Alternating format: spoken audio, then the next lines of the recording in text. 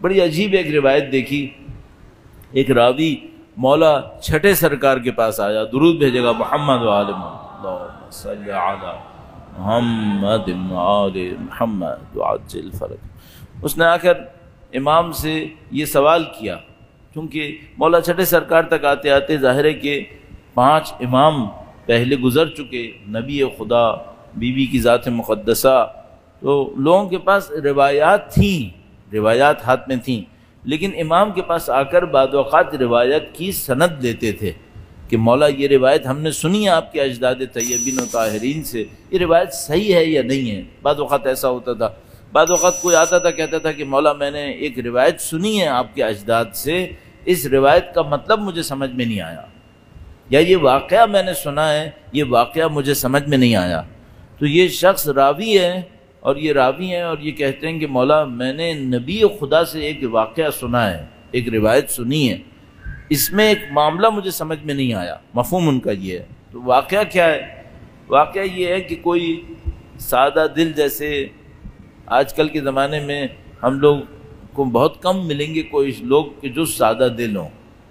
ہم سب لوگ دنیا کی مادہ پرستی میں، دنیا کی مکاریوں میں ڈھل کے مکار ہو گئے، لیکن بہرحال ابھی بھی ہیں سادہ دل لوگ ہیں جو سادگی میں منافقت سے دور ہیں، ان کو کوئی چیز نہیں بگاڑ رہی، کم لوگ ہیں لیکن ہیں۔ بہرحال کوئی ایسے ہی سادہ دل آدمی تھا، وہ اللہ کے نبی کے پاس آیا۔ اس زمانے میں جو اس طرح کے لوگ تھے ان کو ہم لوگ اپنے بچپن میں ایسے لوگوں کو دیہاتی کہتے تھے۔ ہم لوگ جب ایسا کوئی آدمی مل جاتا تھا تو اس کا مذاق اڑاتے تھے، کہتے تھے دیہاتی ہے۔ اب مجھے لگ رہا ہے دیہاتی ہی جنتی ہیں، باقی تو کوئی پتہ نہیں کہاں جائیں گے، لگ رہا ہے کہ وہی جنتی ہوتے ہیں بیچارے۔ ایک روایت بھی ہے ہمارے پاس، بڑی عجیب روایت، کہا جنت میں بہت سارے لوگ ایسے جائیں گے دنیا میں لوگ ان کی گواہی بھی قبول نہیں کریں گے، اتنے بیچارے معاشرے میں پس چکے ہوں گے کہ دنیا میں لوگ ان کی گواہی بھی قبول نہیں کریں گے، یہ جنتی ہوں گے۔ بڑی عجیب بات ہے۔ تو بہرحال ایک ایسے ہی سادہ دل انسان تھا، وہ نبی خدا کے پاس آیا، اللہ کے نبی کی ذات پر درود بھیجے، محمد و آل محمد، صلی علی محمد و آل محمد وعجل فرج۔ اچھا، اس نے نبی کے بارے میں روایتیں سنی ہوئی تھیں کہ اللہ کے نبی نے کہا کہ اگر کوئی میرے اوپر درود بھیجے گا تو رحمت کے اتنے دروازے کھل جائیں گے، برکتوں کے اتنے دروازے کھل جائیں گے۔ اس نے یہ سنا ہوا تھا، تو وہ اللہ کے نبی کے پاس آیا اور اس نے کہا کہ اے اللہ کے نبی، میں آپ کو مقدم کروں گا اپنے اوپر زندگی کے 1/3 میں، 1/3 میں، 1/3 میں آپ کو اپنے اوپر مقدم کروں گا۔ وہ سادہ دل آدمی تھا، اس کو خیال آیا کہ میں سر نبی کے سامنے 1/3 کہہ رہا ہوں، اچھی بات نہیں ہے، تو کہنے لگا نہیں 1/3 نہیں، آدھے میں آپ کو مقدم کروں گا، آدھے میں آپ کو مقدم کروں گا اپنے اوپر۔ پھر اس کو خیال آیا کہ نہیں یہ بات بھی صحیح نہیں لگی، مثلا نبی کے سامنے آدھا کہا تو کیا بات ہے؟ کہنے لگا نہیں، میں آپ کو ہمیشہ اپنے اوپر مقدم کروں گا، میں ہمیشہ اپنے اوپر آپ کو مقدم کروں گا، تو مجھے اس کا کیا نتیجہ نکلے گا؟ بعض اوقات ہوتا ہے نا، آدمی آتا ہے کسی سے پوچھتا ہے مولانا مثلا میں فلاں عمل کروں گا مجھے کیا ثواب ملے گا؟ اب مولانا تو کہاں ثواب بتائیں بیچارے، یہ کون تو آخرت سے خبر لائیں گے بتائیں ثواب، نبی تو لا سکتے تھے۔ تو وہ نبی کے پاس آیا، اس نے کہا کہ اے اللہ کے نبی، میں آپ کو اپنی ذات کے اوپر ہمیشہ مقدم کروں گا۔ کیا نتیجہ نکلا؟ کیا ہوا اس کا؟ اللہ کے نبی نے فرمایا کہ یہ تمہاری دنیا اور آخرت کی تمام ضرورتوں کے لیے کافی ہے، یعنی اگر تم مجھے ہمیشہ اپنے اوپر مقدم کرو گے تو تمہاری دنیا اور آخرت کی ساری ضرورتوں کو میں نے سنبھال لیا، ختم ہو گیا معاملہ، چلا گیا بندہ خود۔ اب یہ راوی جو مولا کے پاس آیا، چھٹے امام کے پاس، کہنے لگا مولا مجھے سمجھ میں نہیں آیا، کوئی شخص ہمیشہ اپنے اوپر مقدم کرے نبی کو، مطلب کیا ہوا؟ مطلب کیا ہوا؟ تو امام نے فرمایا یہ کہہ رہا تھا کہ میں جب اپنے لیے دعا کروں گا خدا کے سامنے پہلے آپ کے لیے دعا کروں گا۔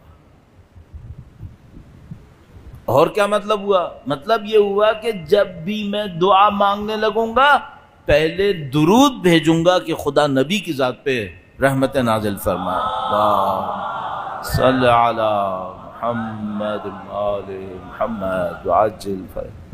تو اگر کوئی شخص یہ کام کرے، یعنی جب بھی دعا مانگنے لگے پہلے درود بھیجے، تو کیا ہوگا؟ اللہ کے نبی فرماتے ہیں اور ان کے فرزند طیب و طاہر نے تصدیق فرمائی، کہا مطلب یہ ہوگا کہ خدا دنیا اور آخرت کی ساری ضرورتیں اس کی پوری کرے گا۔